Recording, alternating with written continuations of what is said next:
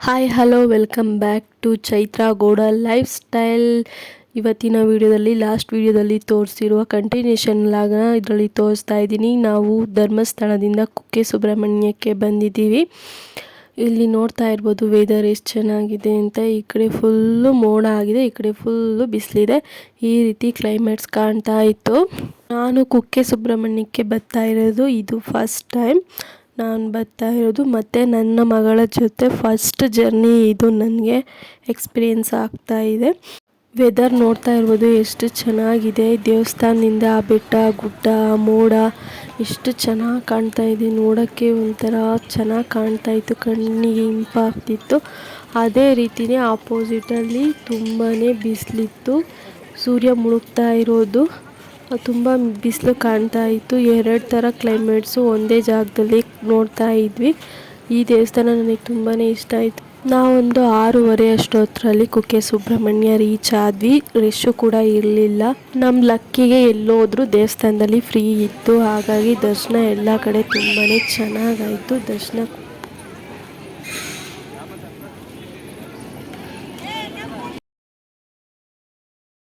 Photo ತಗೊಳೋರೆಲ್ಲ ತೊಗೊಳ್ತಾ ಇದ್ರು, ಹಾಗಾಗಿ ಸ್ವಲ್ಪ ಅಲ್ಲೇ ನಿಂತಿದ್ವಿ. ಫೋಟೋ ತಗೊತಾ ಇದ್ರಲ್ಲ.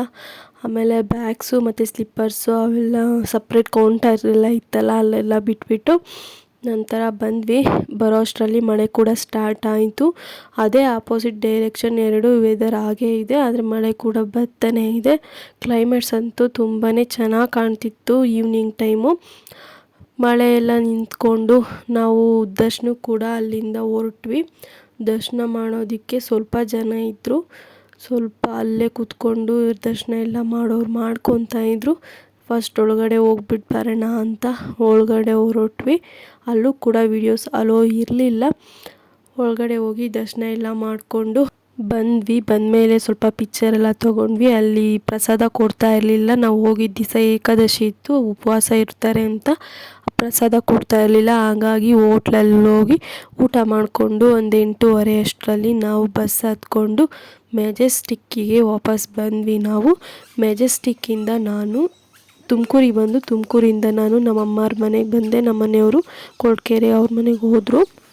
ಮಾರ್ನಿಂಗು ಒಂದು ಮದುವೆ ಇತ್ತು, ಸಂಡೇ, ಹಾಗಾಗಿ ನಾನು ಇಲ್ಲಿಗೆ ಬಂದೆ. ನನ್ನ ಮಗಳು ನಾನು ನಮ್ಮಮ್ಮ ಹೋಗ್ತಾ ಇದ್ವಿ. ಬಸ್ ಮಾಡಿದ್ರು, ಹೋಗ್ತಾ ಇದ್ದೀವಿ. ನನ್ನ ಮಗಳು ನೋಡಿ ಬ್ಯಾಗ್ ತಗ್ಲಾಕೊಂಡು ಹೋಗ್ತಾ ಇದ್ದಾಳೆ. ಅಜ್ಜಿ ಬ್ಯಾಗ್ ತಗೊಂಡಿದ್ರು. ಸ್ವಲ್ಪ ಅವಳಿಗೆ ಏನೇನು ಥಿಂಗ್ಸ್ ಬೇಕೋ ಅದನ್ನೆಲ್ಲ ಅದ್ರೊಳಗೆ ಹಾಕ್ಕೊಂಡು ಒಂದು 7:30 ಅನ್ನೋಂಗೆ ಎಲ್ಲ ಹೊರಟಿ ಹೋಗ್ತಾ ಇದ್ದೀವಿ.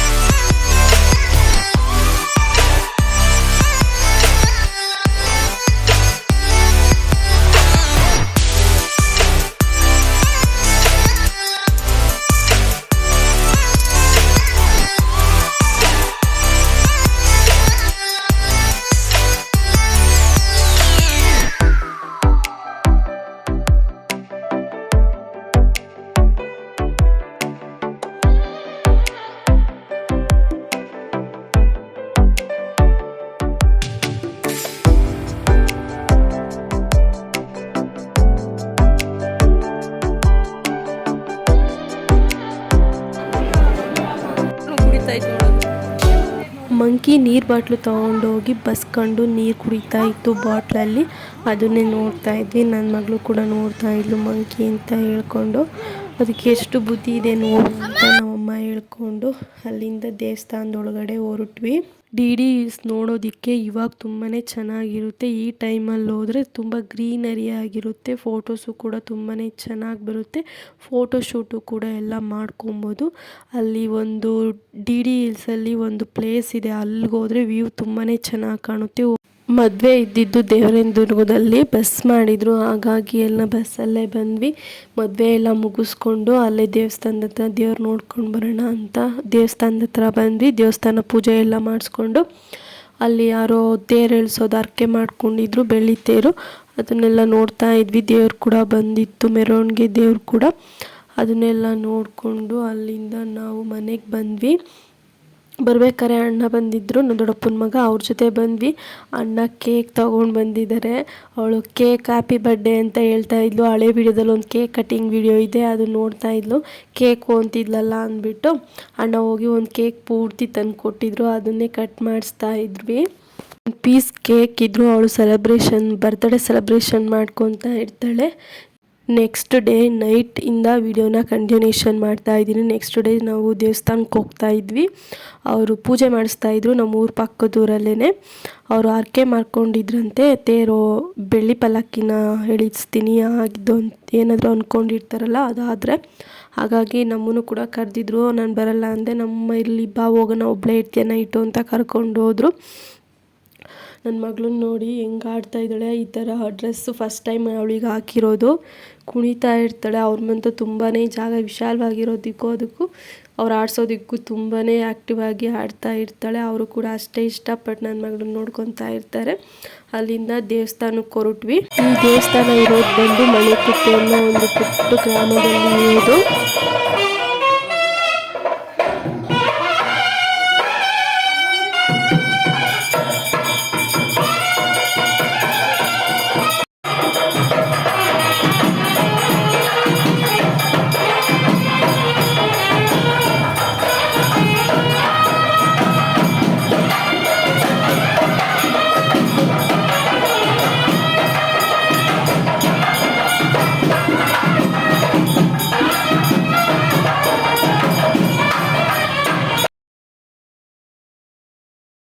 ಬಂದಮೇಲೆ ಪೂಜೆ ಕೂಡ ಎಲ್ಲ ಸ್ಟಾರ್ಟ್ ಮಾಡಿಕೊಂಡು ಪೂಜೆ ಎಲ್ಲ ಮಾಡಿ ದೇವ್ರನ್ನ ಬೆಳ್ಳಿ ಪಲ್ಲಕ್ಕಿ ಮೇಲೆ ಕೂರಿಸ್ತಾಯಿದ್ರು. ಕೂರಿಸಾದ್ಮೇಲೆ ಊರು ತುಂಬ ಒಂದು ಪ್ರದರ್ಶನ ಬರುತ್ತೆ. ಇದು ಬೆಳ್ಳಿ ಪಲ್ಲಕ್ಕಿನ ನಮ್ಮೂರಿಗೂ ಕೂಡ ಕರೆಸಿದ್ರು. ಹೋದ ವರ್ಷ ಗಣೇಶನ ಬಿಡೋದಕ್ಕೆ ಇದೇ ಬೆಳ್ಳಿ ಪಲ್ಲಕ್ಕಿನ ನಮ್ಮೂರಿಗೆ ಕರೆಸಿದ್ದು. ಬೆಳಗ್ಗೆ ಮಾರ್ನಿಂಗ್ ಕರೆಸಿದ್ದು. ಈ ಲೈಟ್ ಸೆಟ್ಟಿಂಗ್ ಎಲ್ಲ ಇರೋದಿಲ್ಲ, ನೈಟ್ ಹೊತ್ತು ತುಂಬಾ ಚೆನ್ನಾಗಿ ಕಾಣ್ತಿತ್ತಿದ್ದು.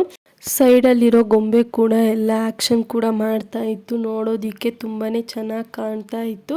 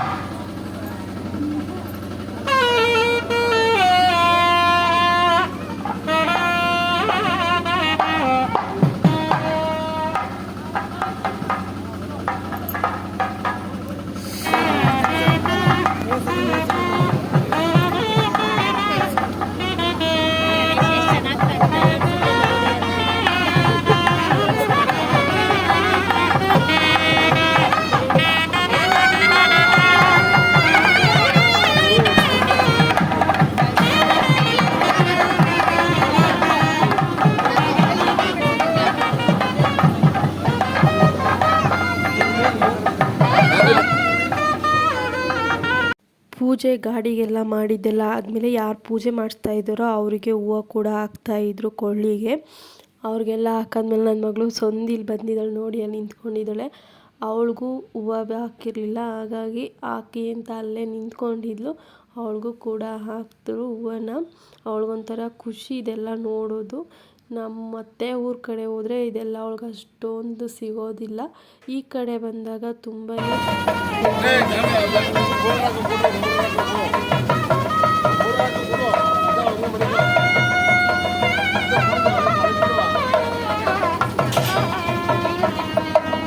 ಏನ್ ಮಾಡ್ತೈತೆ, ಕಣ್ಣಲ್ಲಿ ಆಡಿಸ್ತೈತೆ ಅದು ಗೊಂಬೆ.